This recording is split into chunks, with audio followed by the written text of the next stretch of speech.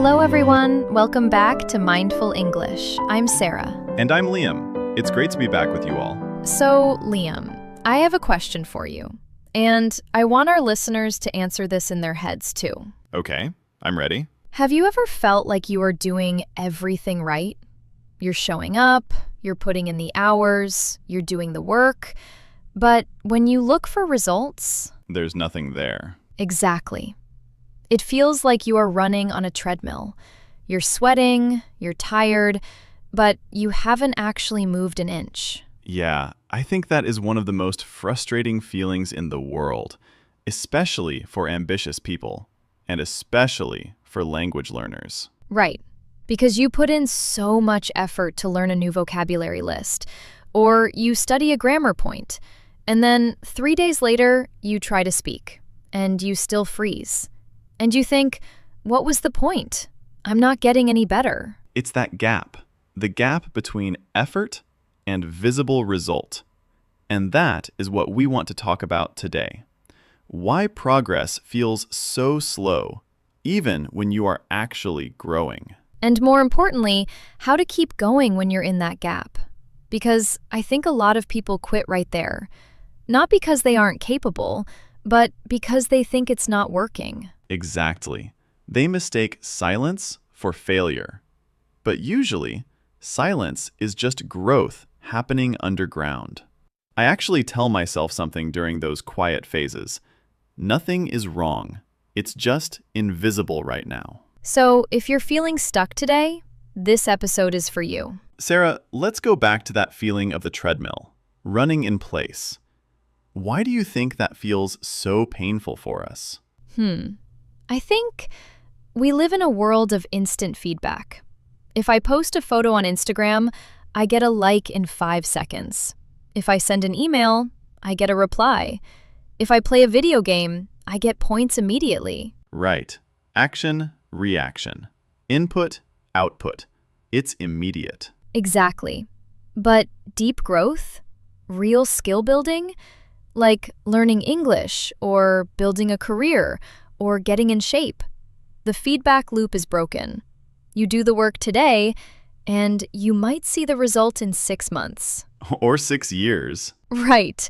Or 6 years. And our brains hate that. Our brains want the cookie now. Neuroscience actually explains this really clearly. Our dopamine system is designed to reward immediate outcomes. So when effort and reward are far apart, the brain quietly assumes something is wrong. That's why, in those moments, I remind myself, I'm training my future brain, not my current mood. It reminds me of, well, you know my history with plants. We talked about Farmer Liam in the last episode. The mulch disaster. I haven't forgotten. The mulch disaster, yes. But before I killed all those vegetables, I actually read a story about Chinese bamboo. Have you heard this one? I don't think so. So, with this specific type of bamboo, you plant the seed, you water it, you give it sunlight, and for the first year, nothing happens.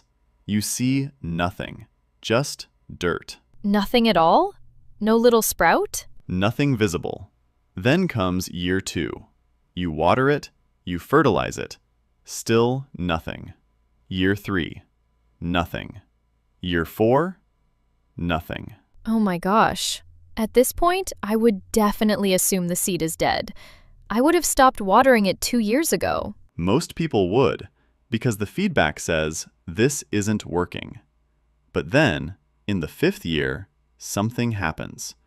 In a period of about 6 weeks, the bamboo shoots up to 80 feet tall. 80 feet? In 6 weeks? Yes, but here is the question.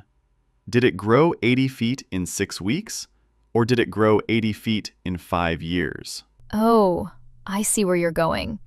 It was growing the whole time. Exactly. For 4 years, it was growing roots. Huge, complex root systems underground. If it had shot up in the first year without those roots, it would have fallen over. It couldn't support the height. That gives me chills, actually. Because we only celebrate the part we can see. We celebrate the 80 feet. We don't celebrate the 4 years of watering the dirt. Right. And maybe for someone listening right now, you're in year 3. You're studying English. You're showing up. And when you look at the surface, you see dirt. And you think, I'm failing. But actually, you're just building roots. Sometimes the most helpful sentence is simply, I'm not behind, I'm just underground.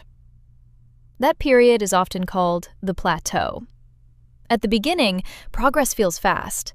You learn phrases like, hello, how are you? I like coffee.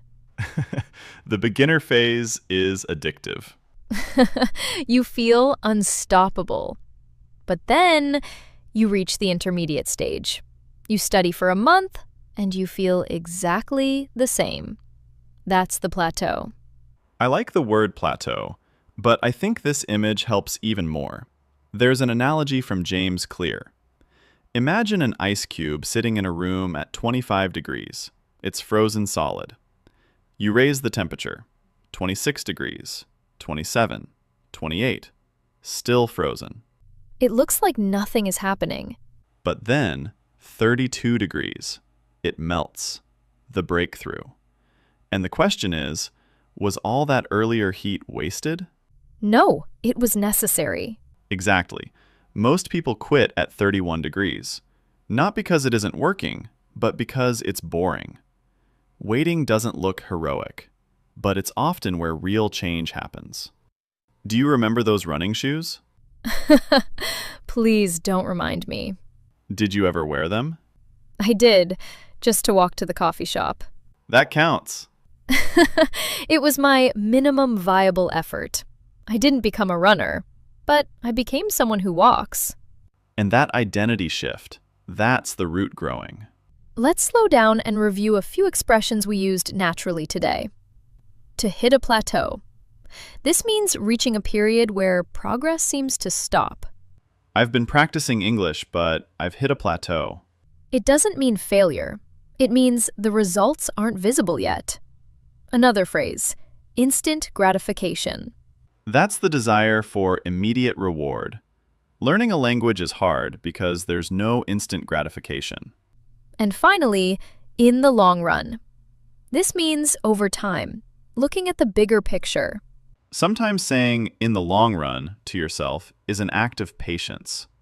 If you're doing the work and feeling invisible, please don't stop. Don't stop at 31 degrees. And if this conversation felt familiar, there's probably someone else in your life standing there too. Sometimes sharing an idea like this isn't advice. It's just saying, you're not alone.